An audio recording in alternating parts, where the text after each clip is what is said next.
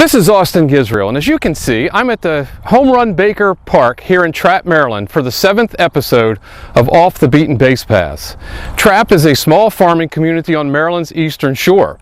Thousands of vacationers travel along Route 50 on the way to the Atlantic Ocean resorts without realizing that they are passing the home of a Baseball Hall of Famer.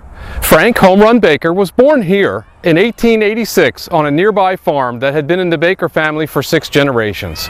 Baker retired here after his professional career concluded, during which time he served on the town board and in the volunteer fire department. He also served as the town tax collector. Baker died here in 1963 at the age of 77 and is buried in nearby Easton. His home, a private residence, still stands at 3872 Main Street. The flag court here at Home Run Baker Park is a giant home plate, in front of which is a plaque listing some of Baker's many accomplishments, including his appearances in 3 World Series, 1 for the Philadelphia A's and 2 for the New York Yankees. Along with shortstop Jack Barry, second baseman Eddie Collins, and first sacker Stuffy McGinnis, Baker was part of the $100,000 infield, so called because of the salaries of these 4 players totaled that astronomical amount.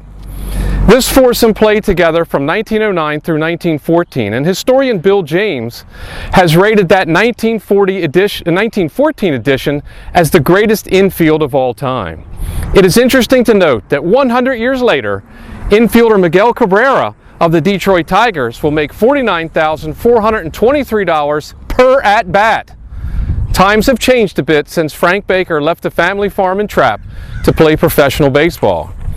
After his playing days were over, Baker managed the Easton Farmers of the Eastern Shore Baseball League in 1924 and 1925. He is credited with discovering Jimmy Fox during this time. Episode 3 of Off the Beaten Basepaths visited the Fox statue in Sudlersville, Maryland, as well as the Eastern Shore Baseball Hall of Fame.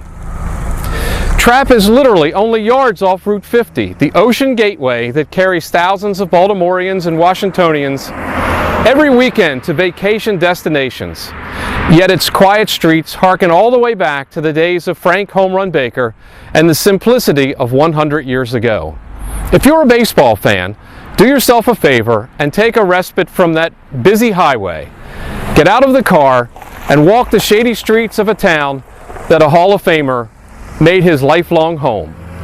Until next time, I'm Austin Gisrael.